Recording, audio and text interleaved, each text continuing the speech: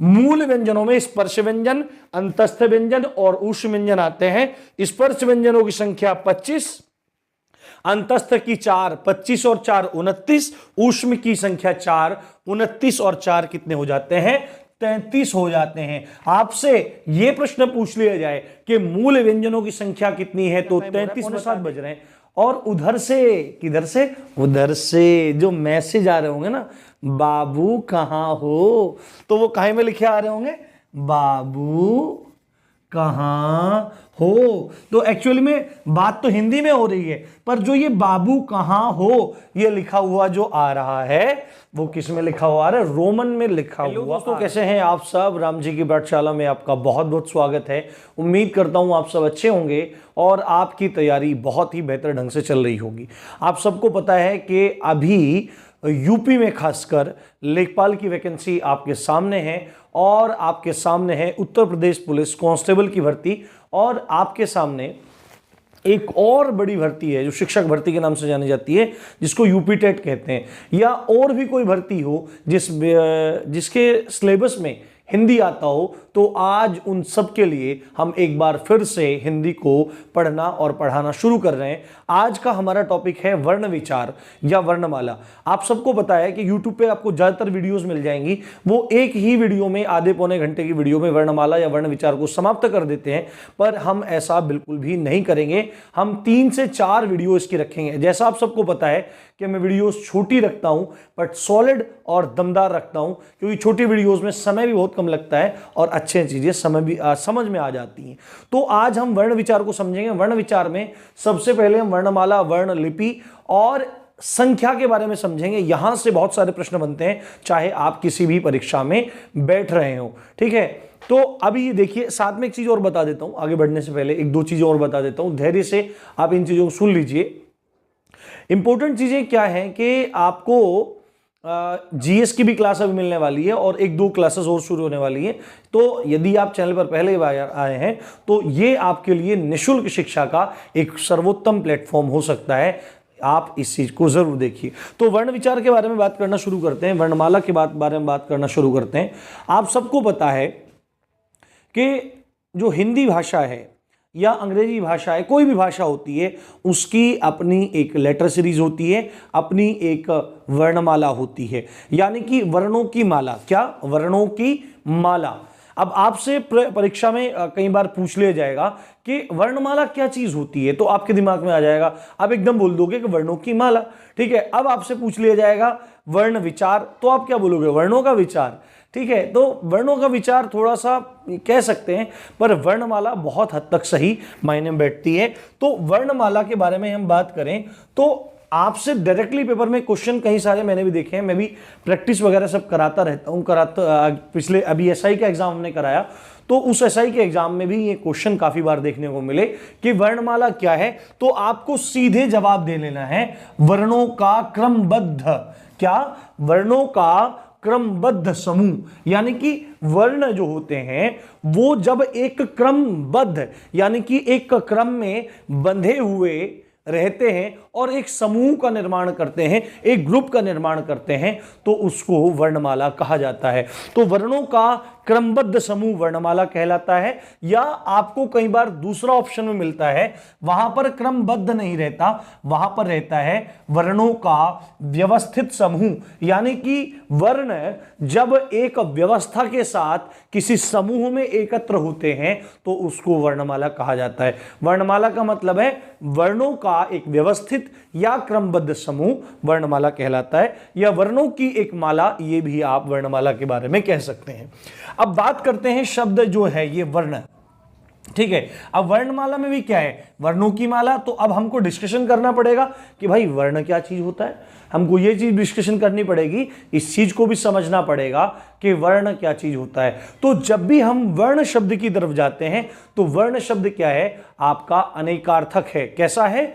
अनेकार्थक है, यानी कि इस एक वर्ण के एक से ज्यादा अर्थ निकलते हैं। आपको पहला तो पता ही है, वर्ण एक तो होते हैं आपके ये आ ई उ ऊ री ए ऐ ओ औ अंगा, ये हो गए, है ना, क ख ग, ये सब वर्णों में आगे, अभी इनका विभेद हम आगे पढ़ेंगे। दूसरा वर्ण का जो होता है अर्थ वो होता है रंग। क्या बोलते हैं कि भाई श्वेत वर्ण के हैं, भाई श्याम वर्ण के हैं, भाई लाल वर्ण के हैं, लाल वर्ण का सूर्य आसमान में चढ़ा हुआ है, पीत वर्ण है, ऐसा वर्ण है। तो रंगों की सेंस में भी वर्ण का प्रयोग किया जाता है। और आपको पता है कि वैदिक सभ्यता में जो समाज था वो 4 वर्णों में बटा हुआ था। पहला वर्ण था आपका ब्राह्मण, दूसरा था क्षत्रिय, तीसरा था आपका वैश्य और चौथा था आपका शूद्र। तो 4 वर्ण थे, ये इसके 3 अर्थ निकलते हैं। तो वर्ण जो है अनेकार्थक है, परंतु हम आज यहां पर जब बात कर रहे हैं तो वो हमारी वर्णमाला से संबंधित है, यानी कि व्याकरण से संबंधित हम आज यहां पर चर्चा कर रहे हैं। तो आपसे सीधे सीधे पूछा जाएगा कि वर्ण क्या है, तो आपको बोल देना है भाषा की सबसे छोटी इकाई। भाषा की सबसे छोटी इकाई वर्ण कहलाती है। और मुख से निकलने और कह सकते हैं या कह सकते हैं मुख से निकलने वाली सबसे छोटी ध्वनि, यानी कि उससे छोटी ध्वनि मुख से निकल ही नहीं सकती है। देखो जैसे मैं मान के चलूं, मैं यहां पर लिख रहा हूं राम। क्या लिख रहा हूं? राम। मैंने लिखा यहां पर राम, ठीक है। तो ये इसमें क्या हो गया हमारा, यहां पर देखो एक ये र वर्ण दिखिए म, और ये मात्रा आ की मात्रा हमको दिखाई दे गई, ठीक है। पर इससे भी छोटी ध्वनि निकल सकती है, ठीक है। मैं क्या करता हूं, यहां से म हटा देता हूं। क्या करता हूं? म यहां से हटा देता हूं, तो रा, ठीक है। अब रा है, तो क्या इससे भी छोटी ध्वनि निकल सकती है हमारी?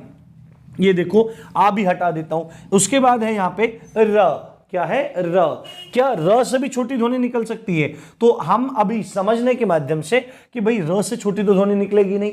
अब जो सबसे छोटी ध्वनि है, जो सबसे छोटी ध्वनि है, उसको हम क्या बोलेंगे? वर्ण। मुख से निकलने वाली सबसे छोटी ध्वनि जिसके हम खंड नहीं कर सकते, यानी कि हम उसको टुकड़ों में नहीं तोड़ सकते। मानो क्या है, आपको किसने बोल दिया राम, कि भाई राम जो है मुख से निकलने वाली सबसे छोटी ध्वनि है, तो बिल्कुल मान्य नहीं होगा, क्योंकि हम राम के खंड कर सकते हैं ऐसे रा, आ और म, ठीक है। ये सबसे छोटी ध्वनि नहीं होगी। जबकि अगर हमने लिख दिया अ, तो अ का क्या खंड करेंगे आप? मतलब इसके टुकड़े नहीं हो सकते हैं, इसके खंड नहीं हो सकते हैं। तो जिनके खंड नहीं हो सकते, जिनके टुकड़े नहीं हो सकते, है ना, मुख से निकलने वाली वो सबसे छोटी ध्वनि क्या कहलाती है? वर्ण कहलाती है, या भाषा की सबसे छोटी इकाई। ये 2 परिभाषाएं हैं वर्ण की। पहली परिभाषा है भाषा की सबसे छोटी इकाई को वर्ण कहते हैं, और दूसरा है मुख से निकलने वाली सबसे छोटी ध्वनि जिसके हम टुकड़े नहीं कर सकते, उसको वर्ण कहा जाता है। आपको बिल्कुल भी टेंशन मानने की जरूरत नहीं है। एग्जाम में आपको बहुत अच्छे से ये सब चीजें दिख जाएंगी और आपके क्वेश्चन सही होंगे। बस आपको क्या काम करना है, धैर्य के साथ इन चीजों को समझते जाना है, ठीक है। अब मैं यहां पर लिख के क्यों रखता हूं? लिख के रखने से क्या रहता है, 2 तरीके होते हैं पढ़ाने के। एक तो लिखते लिखते पढ़ाना, और एक होता है लिख के पढ़ाना। तो मुझे दोनों ही तरीकों में कोई दिक्कत नहीं है, मैं दोनों पढ़ा सकता हूं। पर जो वो तरीका है लिख लिख के पढ़ाना, उसमें क्या रहता है, उसमें वीडियो थोड़ी लंबी हो जाती है, क्योंकि लिखना पड़ता है, और यहां पर लिखा लिखा रहता है, तो अपने को एक्सप्लेन करना रहता है। आप इसका स्क्रीनशॉट ले लो, ठीक है, एक बार इन सब, और अपने नोट्स वगैरह आप सब लोग बनाते रहें। इस बात का आपको ध्यान रखना है। यूपीएसआई में बच्चों से पूछना, आप में से भी कुछ लोगों ने यूपीएसआई के लिए पढ़ा होगा, तो बहुत अच्छा बच्चों को लगा और चीजें बहुत अच्छी तरीके से समझ में आई, ठीक है। अब अगली बात देखते हैं हम। अब लिपि के बारे में बात करते हैं, ठीक है। अभी तक तो आप क्या कर रहे थे? अभी तक तो आप कर रहे थे राम आम खाता है, सौरभ स्कूल जाता है, या आप कुछ भी कर रहे थे, तो आप मुख का प्रयोग कर रहे थे। आपके मुख से, आपके मुंह से क्या ध्वनियां निकल रही थी, ठीक है। परंतु अब आपको उस भाषा को जब लिखने की जरूरत आन पड़ी, देखो अगर आप बोल रहे हो क, आपको किसी ने बता दिया क, तो मुंह से बोलने के लिए आपको जीभ से थोड़े लिखना पड़ेगा, ऐसे थोड़े बनाना पड़ेगा, जीभ से थोड़े बनाना पड़ेगा। पर अगर आपको कॉपी पे इसको लिखना है, या धरती पे लिखना है, पत्थर पे लिखना है, कहीं भी जहां पर आपको उसको प्रदर्शित करना है, दिखाना है कि भाई ये है हिंदी भाषा, तो उस दिखाने के लिए, उस लिखित रूप को या लिखने के लिए जिस शैली का हम प्रयोग करते हैं, उसको क्या कहते हैं? लिपि। या क्या कह सकते हैं आप? भाषा का लिखित रूप जो होता है, यानी कि भाषा जिस रूप में लिखी जाती है, वो लिखित रूप जो होता है, उसको क्या कहते हैं? लिपि कहा जाता है। आपको पता होना चाहिए, जो हिंदी है वो मूल भाषा संस्कृत से ही निकलकर आई है। ठीक है, मूल में सबकी जननी कौन सी भाषा मानी जाती है? देव भाषा। संस्कृत को सब भाषाओं की जननी माना जाता है। ठीक है, और संस्कृत बहुत सुंदर, अगर आप संस्कृत पढ़ें, मेरा तो बहुत मन है संस्कृत पढ़ने का, पर हमारे क्षेत्र में संस्कृत के उतने विद्वान नहीं हैं। पश्चिम उत्तर प्रदेश में अगर विद्वान हैं तो उनसे मेरा संपर्क नहीं हुआ है, पर मेरा बहुत मन है कि मैं संस्कृत अच्छे से पढूं और पढ़ाऊं लोगों को। ठीक है, और मेरे को तो बड़ा अच्छा लगता है जब श्लोक बोलते हैं। एक श्लोक है, आपने देखा होगा, मोटिवेशनल स्पीकर आजकल इंग्लिश थॉट्स यूज करते हैं, इंग्लिश राइटर्स के लाइन्स यूज करते हैं, पर जब मोटिवेशन की बात आती है, जब नीति की बात आती है, जब चीज़ें अच्छी करने की बात आती है, तो उसमें संस्कृत का नाम अग्रणी होता है। मोटिवेशन के लिए एक बहुत ज़बरदस्त एक श्लोक है संस्कृत का, आपने सुना होगा, उद्यमेन ही सिद्धयन्ति कार्याणि न मनोरथैः न हि सुप्तस्य सिंहस्य प्रविशन्ति मुखे मृगाः। प्रविशन्ति मुखे मृगा, क्या मतलब है? उद्यमेन ही सिद्धयन्ति कार्याणि न मनोरथैः। उद्यम यानी कि परिश्रम करने से ही समस्त कार्य सिद्ध होते हैं, है ना। उद्यमेन ही सिद्धयन्ति कार्याणि न मनोरथैः, सब कार्य सिद्ध होते हैं। न मनोरथे, केवल मन में सोचने से, अरे भाई मैं दरोगा बन जाऊंगा, अरे भाई मैं लेखपाल बन जाऊंगा, अरे भाई मैं तो आपका यूपी पुलिस में कांस्टेबल हो जाऊंगा, अरे मास्टर जी बन जाऊंगा, मन में सोचने से नहीं, उसको धरातल पे उतारना पड़ेगा बाबूजी। रात रात भर जागना पड़ेगा, दिन दिन भर जागना पड़ेगा, शरीर में कष्ट होगा तो भी आपको पढ़ना पड़ेगा, रिश्तेदारी से मुंह मोड़ना पड़ेगा, यारों दोस्तों के झुंड से बाहर निकलना पड़ेगा, चीजें समझ में नहीं आई तो माथा मारना पड़ेगा, तभी होगा। और कैसे होगा? उद्यमेन ही सिद्धयन्ति कार्याणि न मनोरथैः न हि सुप्तस्य सिंहस्य प्रविशन्ति मुखे मृगा। सोते हुए शेर के मुंह में भी हिरन खुद चलकर नहीं आता, उसको भी शिकार करना पड़ता है भाई, उसको भी शिकार करना पड़ता है, तभी तो उसका पेट भरेगा। ये थोड़ी मुंह खुला हुआ आजा ओए ऐसे थोड़ी होता है। मनोरथ है मेरे मुंह में आ जाए ये हिरन, ऐसे नहीं होता। तो संस्कृत बहुत सुंदर भाषा है। तो संस्कृत से ही कालांतर में चलकर हिंदी का विकास हुआ। और आप सबको पता है कि संस्कृत और हिंदी दोनों की जो लिपि है वह देवनागरी लिपि है। और देवनागरी लिपि कौन सी है? जो आपको लिखा सब दिखाई दे रहा है, ये देवनागरी लिपि में ही दिखाई दे रहा है। उसके बाद एक दो चीजें और बता देता हूं। जो अंग्रेजी भाषा है, जो इंग्लिश लैंग्वेज है, उसकी जो लिपि है वो है रोमन लिपि। जैसे हम लिखते हैं ना, ये यहां पे लिखा हुआ है, ये आपको जैसे यहां पे लिखा है, राम इज गोइंग टू फलाना ढिमा का, जहां जहां राम को जाना है जाने दो। ठीक है, राम को जहां जाना है, मेरे को जहां जाना है जाने दो। आप मतलब टेंशन मत लो यार, मस्त तरीके से पढ़ाई करो आप, पर मैं आपको पढ़ा के जाऊंगा जहां भी जाना होगा मेरे को। ठीक है, तो Ram is going to XYZ, जहां भी जाना है। तो ये जो लिखा हुआ है ना, जो ये लिखा हुआ तरीका है पूरा, ये इस तरह से लिखी हुई चीजें हैं, ये सब किस में है? ये रोमन में है। अगर अभी भी बबुआ समझ में नहीं आया है तो अभी क्या टाइम हो रहा है? 6:45 बज रहे हैं। और उधर से, किधर से? उधर से जो मैसेज आ रहे होंगे ना, बाबू कहाँ हो, तो वो काहे में लिखे आ रहे होंगे? बाबू कहाँ हो। तो एक्चुअली में बात तो हिंदी में हो रही है, पर जो ये बाबू कहाँ हो ये लिखा हुआ जो आ रहा है वो किस में लिखा हुआ आ रहा है? रोमन में लिखा हुआ आ रहा है। और बाबू क्या कह रहा होगा? अरे यार कुछ भी नहीं, तुम मेरे को परेशान मत करो, मैं UPSI की वीडियोस देखने में बिजी हूं, भर्ती कोर्ट में चली गई यार, इतना पढ़ लिया हमने, ऐसा हो गया, त्यों हो गया, वो हो गया। तो बाबू चिंता मत करो, अभी मैं 10 बजे आऊंगा, फिर बात करेंगे अपना। ठीक है, चलो चलो, ओके। और उसके बाद जो उर्दू है मेरे दोस्तों, वो लिखी जाती है फारसी में। ठीक है, वो उर्दू जो भाषा है उसकी जो लिपि है वो है फारसी। अब एक बात मैं आपको बताता हूं, अब वर्णमाला में वर्णों की संख्या के ऊपर डिस्कशन करने से पहले अगर आपसे परीक्षा में पूछ ले कि भाई देवनागरी लिपि में वर्णों की संख्या कितनी है, तो आंख बंद करके बता देना है, अंकल जी 48 है। ठीक है, मेरे को 2.5 नंबर दे दो, मेरे को 1.5 नंबर दे दो, मेरे को 1 नंबर दे दो, और मेरा काम हो जाएगा। तो एक एक नंबर को जोड़ते हुए चलना है, रुकना नहीं है बिल्कुल भी। तो 48 हो जाएंगे। कितने वर्ण हो जाएंगे दोस्तों? 48 वर्ण आपके इसमें हो जाएंगे। और अब आगे बढ़ते हैं, ठीक है। मैं भी थोड़ा नोट डाउन करता हूं, उसके बाद दिखाता हूं। तो अब संख्याओं पर डिस्कस कर लेते हैं। संख्या से बहुत सारे प्रश्न आपके एग्जाम में मिलते हैं, तो एक बार आप इसका स्क्रीनशॉट ले लो, उसके बाद मैं आपको एक एक चीज समझाने शुरू करता हूं और आपको सब चीजें बहुत बेहतर तरीके से समझ में आ जाएंगी। देखो, अलग अलग बुक्स में अलग अलग डेटा देखने को मिलता है, अलग अलग आंकड़े देखने को मिलते हैं। कोई बुक्स कहती है इतनी संख्या है, कोई बुक्स कहती है स्वरों की इतनी संख्या है, कोई कुछ कहती है, कोई कुछ कहती है। पर हमको मतलब है कि एग्जामिनर क्या कहता है, एग्जामिनर को हमसे क्या आशा है, वो हमसे क्या जवाब चाहता है, जिसके बदले वो हमको किसी परीक्षा में 1, 1.5, 2, 2.5 जितने भी नंबर होते हैं उस प्रश्न के, उतने नंबर प्यार से दे दे, ले भाई ले जा। हमको मतलब है उस नंबर से। देखो, दिक्कत तब होती है जब हम पीएचडी करने की कोशिश करते हैं, पर अपने को पीएचडी नहीं करनी है। अब सीधे बात करते हैं वर्णमाला में वर्णों की संख्या और वो कैसे कैसे हैं और क्वेश्चन कहां कहां से किस किस तरह से बनते हैं, ठीक है। तो कुल वर्ण अगर देखे जाएं, हमारी हिंदी की वर्णमाला में कुल वर्णों की संख्या है 52। कितनी? 52, 52। कितने हैं? 52।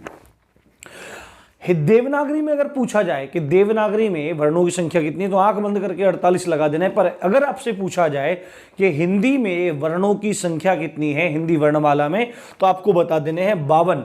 अब ये 52 भी कैसे हैं? दो भागों में बटे हुए हैं। पहला भाग है हमारा किस चीज का? पहला भाग है हमारा स्वरों का और दूसरा भाग है हमारा व्यंजनों का। स्वरों की संख्या की अगर बात की जाए तो स्वरों की संख्या होती 11। अब मैं आपको बताता हूं स्वर किसको कहते हैं थोड़ा सा। हालांकि स्वरों की एक अलग क्लास होगी, व्यंजनों की एक अलग क्लास होगी, और उसके बाद जो आपकी वर्णमाला है उसके जितने भी इंपॉर्टेंट क्वेश्चन हैं उनके मैं पीडीएफ टाइप करवाऊंगा और उनकी एकदम जबरदस्त आपकी प्रैक्टिस सेशन होगी। एग्जाम चाहे कोई सा भी हो, किसी में बैठ जाना, फाड़ के आओगे, ये गारंटी मेरी है, ठीक है। बस इसके बदले क्या चाहिए आपसे? खूब सारा प्यार और ढेर सारा शेयर, यही आपसे चाहिए, और किसी चीज की अपेक्षा राम जी की पाठशाला को आपसे नहीं है। आप अच्छे से पढ़ें, कामयाब हो जाए। स्वर किसको कहते हैं?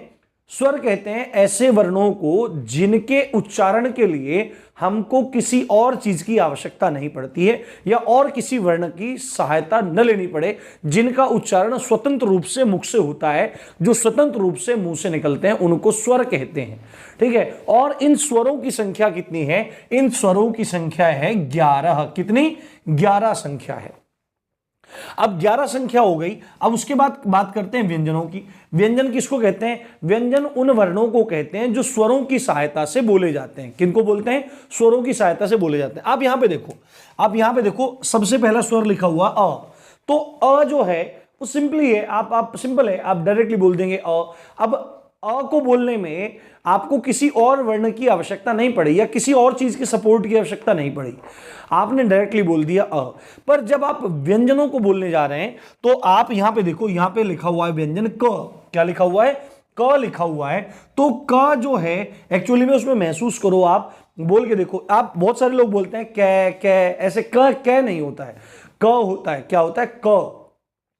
तो जब आप बोलेंगे क, तो आपको क के बाद में जब पूरा बोल दिया तो अ की ध्वनि आपको आती। क आ रहा है ना अ। थोड़ी ठंडी हो रही है और माइक भी गला खींचता है, तो थोड़ा पानी वानी बीच में पीते रहना जरूरी है। तो अ जो आ रहा है तो उसकी सहायता से बन रहा है। अब देखने में तो क ये है, पर अगर इसको देखें हम तो इसका मूल स्वरूप ये है। क्या है? मूल स्वरूप ये है, क आधा है और अ, तो ये अ की सहायता से बोला जा रहा है। तो जो वर्ण स्वरों की सहायता से बोले जाते हैं उनको व्यंजन कहते हैं। अब यदि आपसे पूछा जाए कि व्यंजनों की कुल संख्या कितनी है, तो आपको बताना है व्यंजनों की संख्या है 41। अब आप बोलेंगे मास्टर जी भांग भांग पी के आए हो क्या? कौन सा छान लिया, कौन सा घोट लिया, कौन सी ठंडाई छान लिया आपने? माथे पे तो तिलक लगा हुआ है आपके, पर लगता तो नहीं है आप कोई नशा करते हो। हाँ बिल्कुल आप सही हैं, मैं कोई नशा नहीं करता हूं। आपको हो सकता है जानकारी का अभाव हो, अभी दूर किए देता हूं आपकी सारी टेंशन। आपसे पूछा जाए कि वर्णों की संख्या, व्यंजनों की संख्या कितनी है, तो 41 आपको बताता हूं कैसे कैसे। पर उससे पहले हम स्वरों के बारे में डिस्कशन कर लेते हैं कि स्वर 11 हैं तो कैसे हैं, कौन कौन से स्वर हैं। अब ज्यादातर क्या रहता है, आपको लोग गिना देते हैं स्वर के अ आ ई उ री ए ऐ ओ औ अंग आ। तो अंग आ यहां तो दिखाई नहीं दे रहा, 13 हो रहे हैं। 13 हो रहे हैं। तो आपको यह चीज समझनी पड़ेगी, जो अंग और अ है वो अयोगवा है, उसको स्वरों में गिनती नहीं की जाती है साधारणतः, अलग अलग बुक्स में अलग है, पर एग्जाम की दृष्टि से आपको अंग और अ को स्वर नहीं मानना है, केवल ये स्वर मानने हैं, अ आ ई उ री ए आई ओ औ, बस यहां तक आपको मानना है। तो अब आप यहां पे देखो 11 स्वर हैं, जिनमें से 4 स्वर हैं आपके, कैसे 4 स्वर हैं आपके ह्रस्व, ह्रस्व या किनको कहते हैं लघु, इनको कहते हैं लघु, जिनके उच्चारण में कम समय लगता है उनको लघु या ह्रस्व स्वर कहते हैं। और इनकी संख्या कितनी है? 4। ध्यान से देखते रहना, अ ई उ री, ये 4 हो गए, ठीक है। उसके बाद दीर्घ या गुरु स्वर, दीर्घ या गुरु स्वर उनको कहते हैं जिनके उच्चारण में लघु स्वरों की अपेक्षा अधिक समय लगता है, जिनमें है आपका आ ई उ ए आई ओ औ, ठीक है, ये हो गए आपके। इनकी संख्या है आपकी 7। तो 7 और 4 कितने हो जाते हैं बंधु? 7 और 4 हो जाते हैं 11। कितने हो जाते हैं? 11, 11। तो स्वरों की संख्या कितनी हुई? 11 हुई आपकी। 4 आपके लघु हैं और 7 आपके गुरु हैं, या आप इस तरह से कह सकते हैं 4 आपके ह्रस्व हैं और 7 आपके दीर्घ हैं। अब बढ़ते हैं हम व्यंजनों की संख्या के ऊपर। व्यंजन देखो, व्यंजन की टोटल संख्या हम बता के आए हैं 41। अब मैं आपको समझाने का प्रयास करता हूं कि ये 41 कैसे हैं और कौन कौन से हैं। तो सबसे पहले जब बात आती है कि व्यंजन है, तो व्यंजनों में सबसे पहले हमारे स्पर्श व्यंजन आते हैं। कौन आते हैं? स्पर्श व्यंजन आते हैं। स्पर्श का मतलब क्या होता है? स्पर्श का मतलब होता है टच होना, टच होना। तो स्पर्श व्यंजन वो व्यंजन होते हैं जिनके उच्चारण में जो वायु है वो मुख के किसी न किसी भाग से टकराती है, मुख के किसी न किसी भाग को स्पर्श करते हुए बाहर निकलती है, उनको स्पर्श व्यंजन कहा जाता है। स्पर्श व्यंजन में 5 वर्ग होते हैं। कौन कौन से? क वर्ग, च वर्ग, ट वर्ग, त वर्ग और प वर्ग। कचट तप ऐसे आप याद रख सकते हैं। क वर्ग, च वर्ग, ट वर्ग, त वर्ग और प वर्ग। प्रत्येक वर्ग में 5-5 अक्षर होते हैं और 5 ही वर्ग हैं। तो कुल संख्या कितनी हुई? कुल संख्या हुई 25। एक चीज और बता देता हूं आपको, अब हम व्यंजनों की गिनती कर रहे हैं, स्वरों की गिनती करके आए हैं, कैसे कैसे हैं, कौन कौन है। अब ये भी चीज ध्यान रखना, आपसे पेपर में ये भी पूछ सकता है कि ई कैसा स्वर है, तो आपको बोलना पड़ेगा ई जो है वो आपका लघु स्वर है। ये वाला ई पूछेगा तो आपको बोलना पड़ेगा दीर्घ स्वर है या गुरु स्वर है। इस तरह से आपको सब चीजें याद रखनी है। सब चीजें बहुत बेहतर ढंग से आपको मैं करवाऊंगा। तो इसमें क वर्ग में बहुत सारे लोग पढ़ते हैं कै खे गे, ये तरीका सही नहीं है, ठीक है। इनको सबसे इन तीनों को तो एक ही चीज बोलते हैं, अणे खाली बोल देते हैं, अणे खाली। खासकर पश्चिमी उत्तर प्रदेश में हमारे विद्यालयों में भी जब हम लोग बचपन में पढ़ते थे तो मास्टर जी ऐसे पढ़ा देते थे, कै खे गे घे अणे खाली, चे छे जय जय अणे खाली, टे ठे डे ढे अणे खाली। पर ये ऐसे नहीं होता है। अब शिक्षा में आपको पता है यूपी टेट की परीक्षा में क्या हाल हुआ, ठीक है, और हर भर्ती का बुरा हाल हो रहा है। खासकर हालांकि भर्ती में किसी में भी धांधली नहीं होने चाहिए, स्वच्छ एवं अच्छे आचरण वाले लोग ही सरकारी सेवाओं में पहुंचने चाहिए। और विशेषकर शिक्षण कार्य के लिए एक चरित्रवान व्यक्ति का ही चयन होना चाहिए, एक विद्वान व्यक्ति का चयन होना चाहिए, क्योंकि पूरे राष्ट्र का जो धरोहर मतलब आधार है वो उसी के हाथों में, पूरी जिम्मेदारी उसके हाथों में है। तो अब मैं आपको बताता हूं क वर्ग में क्या आता है, क ख ग घ अंग, इसको बोलते हैं अंग, ठीक है। उसके बाद च वर्ग में च छ ज झ इ, ये होता है इ। उसके बाद ट वर्ग में ट ठ ड ढ अण, ये अण होता है। उसके बाद त वर्ग में त थ द ध न, और प वर्ग में प फ ब भ म। तो 5 पंजे कितना हुआ? 25 हो गए। पर कुछ विद्वान द्विगुण व्यंजनों की भी चर्चा करते हैं, उक्षिप्त व्यंजनों की चर्चा भी करते हैं। और इन द्विगुण या उक्षिप्त व्यंजनों की संख्या कितनी है? 2 है, 2 है। देखो अब आप यहां पे देखो, अगर सिंपली यहां पे लिखा हुआ है, ऐसे यहां पे लिखा हुआ है ड लिखा हुआ है, यहां पे ढ लिखा हुआ है, तो कोई दिक्कत नहीं है। पर जैसे ही इस ड के नीचे नुक्ता आ जाएगा तो ये है ड और ये है अड़। ये क्या है? अड़। ये है ड, ये है अड़, अड़। ये है ढ, ये है अढ़, ठीक है। अब यहां पे देखो आप, ड से डमरू नॉर्मली आपको पता लग रहा होगा, नॉर्मली आपको पता लग रहा होगा, पर जब आप बोलेंगे पहाड़, क्या बोलेंगे? पहाड़, तो यहां पे अड़ आ रहा है, ड नहीं आ रहा है, अड़ आ रहा है। अब उसके बाद यहां पे देखो आप ढ से बोलेंगे ढक्कन, तो ढक्कन में ढ नॉर्मली आ रहा है, पर जब आप बोलेंगे पढ़ना तो आप थोड़ा रुक के बोलिए, पढ़ना, तो अड़ क्या आ रहा है, अढ़। तो अढ़ और अढ़ ये दो द्विगुण व्यंजन हैं या उक्षिप्त व्यंजन है। उक्षिप्त व्यंजन की परिभाषा होती है, उक्षिप्त व्यंजन में जो जीभ होती है वो कहां पे लगती है, वो जाके लगती है ऊपर छत पे, है ना, ऊपर छत पे जाके लगती है और वहां से झटके के साथ नीचे आती है, उनको उक्षिप्त व्यंजन कहा जाता है। तो गिनते रहना, 25 और 2 कितने हो गए बंधु, 25 और 2 हो गए 27, अब तक 27 हो चुके हैं।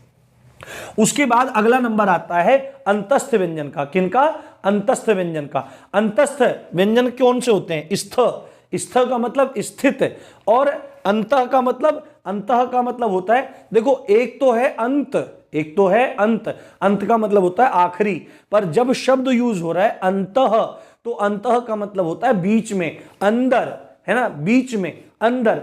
तो बीच में, किसके बीच में, जो व्यंजन स्पर्श व्यंजन और ऊष्म व्यंजन के बीच में स्थ यानी कि स्थित है, उनको अंतस्थ व्यंजन कहा जाता है। और कौन कौन से हैं, य, र, ल और व, इनकी संख्या हो जाती है 4। कितनी बंधु, 4 इनकी संख्या हो जाती है। ये आपको बहुत अच्छे समझना है।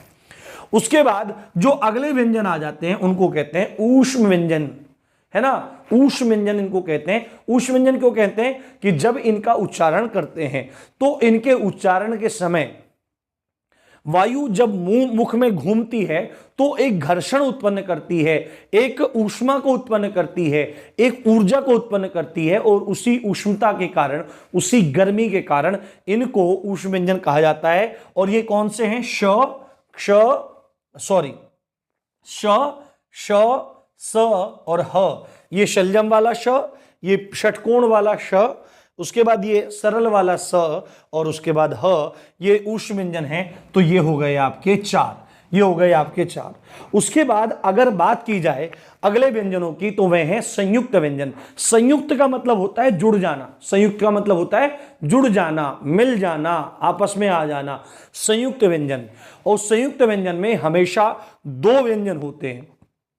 उन 2 व्यंजनों के मिलने से जिस तीसरे व्यंजन का निर्माण होता है उसको संयुक्त व्यंजन कहा जाता है। और संयुक्त व्यंजनों की संख्या भी 4 मानी जाती है। एक चीज आपको ध्यान रखनी है, संयुक्त व्यंजन में जो व्यंजन दोनों जुड़े हुए हैं उसमें पहले वाला आधा होता है और दूसरे वाला पूरा होता है। ये हमेशा आपको बात याद रखनी है, पहले वाला आधा और दूसरे वाला पूरा होता है। जैसे पहला संयुक्त व्यंजन है क्ष, क्या है, क्ष। तो आप एकदम बोल के देखेंगे, आपको पता लग जाएगा क्या क्या चीज है इसमें। क्ष तो क और श है, तो क और श, और पहले वाला क्या होता है, आधा होता है। तो इसमें किस तरह दिखाते हैं, हलंत नीचे लग जाता है तो आधा हो जाता है। तो क्ष हो गया, पहला आपका क्या हो गया, क्ष। दूसरा हो गया त्र, तो त्र में क्या हो गया, त और र, त आधा हो गया आपका। तीसरा है जिया, क्या है, जिया। बहुत सारे लोग इसको ज्ञ बोलते हैं, बहुत सारे लोग उसको जिया बोलते हैं, खासकर जिया बोलते हैं। आर्य समाज जो है उससे संबंधित जो शिक्षण संस्थाएं हैं, जो विद्वान लोग हैं आर्य समाज से संबंधित, वो इसको बोलते हैं जिया। आपने रामदेव जी को बोलते देखा होगा, योग ऋषि रामदेव जी को बोलते देखा होगा। वो विज्ञान नहीं बोलते हैं, विज्ञान बोलते हैं, क्योंकि उच्चारण की दृष्टि से देखा जाए तो वो सही बोल रहे हैं। पर व्याकरणविद जो हैं, जो वैयाकरण है, आपको एक चीज पता होनी चाहिए, व्याकरण के जानने वाले को वैयाकरण कहते हैं। क्या कहते हैं, वैयाकरण। ये आपको ध्यान रखना है, वैयाकरण, है ना, वैयाकरण, ठीक है। और एक चीज आपको बोले, आपने देखा होगा कि जब किसी से क्वेश्चन पूछा जाता है तो ऐसे देखने लगता है, और मास्टर जी कहते हैं अबे भाई ऊपर क्या लिखा है, ऊपर क्या लिखा है भाई, नीचे देख, ये बताओ। तो जिसको जब प्रश्न पूछा जाता है संस्कृत में जब किसी प्रश्न मतलब पूछा जाता है, माफी चाहता हूं मतलब जब किसी से प्रश्न पूछा जाता है और वो आसमान की तरफ देखने लगता है तो उसको कहते हैं वैयाकरण खसूची। क्या कहते हैं, वैयाकरण खसूची, खसूची ये कहा जाता है। ये आपको थोड़ा ध्यान रखना चाहिए। और व्याकरण के जानकार को वैयाकरण कहा जाता है, ये बात आपको जानकारी रखनी जरूरी है। तो आपको याद रखना चाहिए, जो ज्य है, जो ज्ञ है, ज्य है, उसमें ज और इय रहता है और ज आधा रहता है। उसके बाद श्री वाला श्र जो रहता है उसमें श और र रहता है, जबकि पहले वाला आधा होता है। उसके बाद अभी तक आपने गिन लिया कितना, 25 और 2 द्विगुण, 25 स्पर्श व्यंजन, 2 द्विगुण 27। उसके बाद अंतस्थ 4, ऊष्म 4, संयुक्त 4।